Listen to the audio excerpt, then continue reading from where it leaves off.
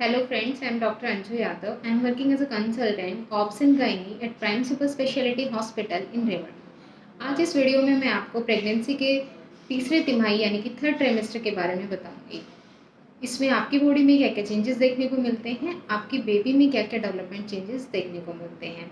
आपको प्रेगनेंसी के third trimester में किन चीज़ों का ध्यान रखना चाहिए, क्या वार्निंग साइंस होते हैं, क्या इमरजेंसी साइंस होते हैं जिसमें आपको इमीडिएट हॉस्पिटल जाना चाहिए। तो सबसे पहले हम बात करते हैं कि थर्ड ट्राइमेस्टर कौन सा पीरियड होता है।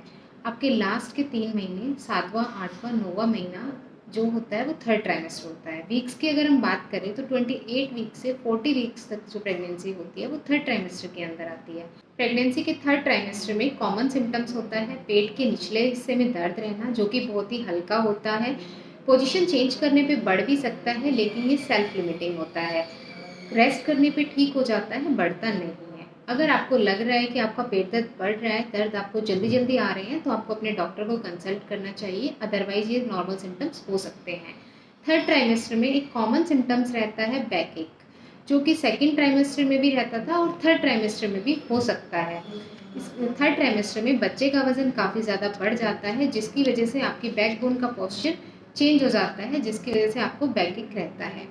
थर्ड ट्राइमेस्टर में आपके ब्रेस्ट हैवी होने लगते हैं, उसमें मिल्क प्रोडक्शन होने लगता है। 32 वीक के बाद कई बार महिलाओं में निप्पल से मिल्क डिस्चार्ज होने लगता है। येलोइश कलर का या वाइटिश कलर का मिल्क डिस्चार्ज हो सकता है, जिसे हम कोलेस्ट्रॉन कहते हैं।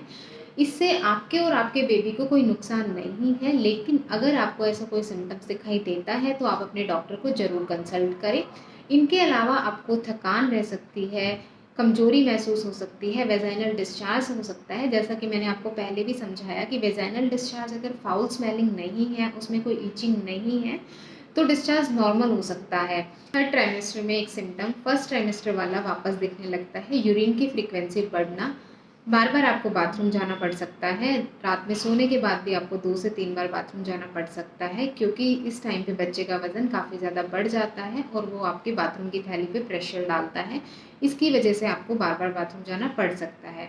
अगर आपको बाथरूम में कोई जलन नहीं है, बाथरूम करते समय पेट के निचले हिस्से में दर्द नहीं है, तो ये सिम्टम नॉर्मल है, आपको इन्फेक्शन के रिस्क नहीं है। दूसरा आप ये कर सकते हैं, आपका खड़े होने का काम है या बैठने का काम है, तो बीच में अपने पैरों को आराम दीजिए, उनको ऊंचाई पे रख के बैठे। अगर आप घंटे भर काम कर रहे हैं तो बीच में 5 से 10 मिनट आराम लेके पैरों को थोड़ा सा ऊपर स्टूल पे रखें, ताकि सूजन धीरे धीरे कम हो जाए।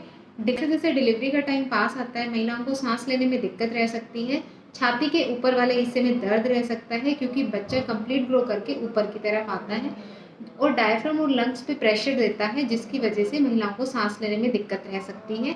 तो इसके लिए आपको डीप ब्रीदिंग एक्सरसाइज करनी चाहिए। आप अपना पोस्चर सीधा रखिए जितना हो सके, आप आगे की तरफ झुके ना रहिए, ताकि आपके लंग्स को एक्सपेंड होने के लिए स्पेस मिले। स्ट्रेट रहकर आप डीप ब्रीदिंग एक्सरसाइज करेंगे तो रिलीफ मिलेगा। थर्ड ट्राइमेस्टर में सबसे ज़्यादा स्ट्रेच मार्क्स दिखाई देते हैं बाकी ट्राइमेस्टर के कंपैरिजन में, क्योंकि अभी इस टाइम पे बच्चे का वज़न मैक्सिमम बढ़ता है, तो इसलिए सबसे ज़्यादा स्ट्रेच मार्क्स दिखाई देते हैं। जैसा कि मैंने आपको लास्ट वीडियो में बताया कि 28 हफ्ते में बच्चे का वेट अप्रॉक्सीमेट 1 केजी होता है और 40 वीक्स में 40 वीक्स तक इंडियन बेबीज़ में अप्रॉक्सीमेट 2.5 से 3.5 किलो तक वेट हो सकता है। तो इतना जो रैपिड वेट गेन होता है आप में और बेबी में, उसी की वजह से स्ट्रेच मार्क्स आपके पैरों पे, पेट पे एंड ब्रेस्ट पे हो सकते हैं। आपका प्रेगनेंसी में अप्रॉक्सीमेट 10 से 12 किलो वेट गेन होता है।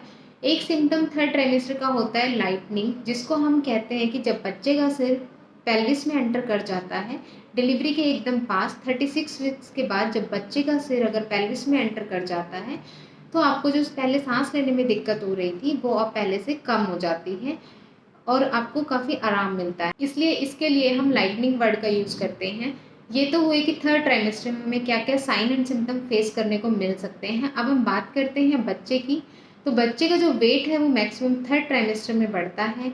बच्चा पूरी तरह से मैच्योर हो चुका होता है। 34 वीक्स के बाद बच्चे के लंग्स भी काफ़ी मैच्योर हो जाते हैं। अगर डिलीवरी किसी भी कारण से टाइम से पहले होती है तो बच्चा सर्वाइव कर सकता है 34 वीक्स के बाद। 34 वीक्स के बाद बच्चे के सिस्टम फुली मैच्योर हो जाते हैं। बच्चे का वेट लगभग 2.5 से 3.5 किलो तक रह सकता है। थर्ड ट्राइमेस्टर में कुछ वार्निंग साइंस होते हैं, कुछ इमरजेंसी साइंस होते हैं, जिसका आइडिया आपको होना चाहिए कि जब आपको वो सिम्पटम्स दिखे तो आपको तुरंत अपने डॉक्टर को कंसल्ट करना चाहिए, हॉस्पिटल जाना चाहिए। तो उसमें सबसे पहले हम बात करते हैं, सबसे पहला सिम्पटम्स आता है बच्चे का कम घूमना। अगर आपको लग रहा है कि आपका बेबी पहले से कम मूवमेंट कर रहा है तो इसको नॉर्मल सिम्पटम समझकर ना बैठें। थर्ड ट्राइमेस्टर में बेबी की मूवमेंट को काउंट करना बहुत ही इम्पोर्टेंट होता है। डेली खाना खाने के बाद, लंच और डिनर के बाद आप 1 घंटा उल्टे हाथ की करवट लेट के अपने बेबी की मूवमेंट को फ़ील करें। उस 1 घंटे में बच्चा 10 बार से ज़्यादा अगर मूवमेंट कर रहा है तो वो नॉर्मल है। अगर उससे कम मूवमेंट कर रहा है तो आप अपने डॉक्टर को कंसल्ट करें।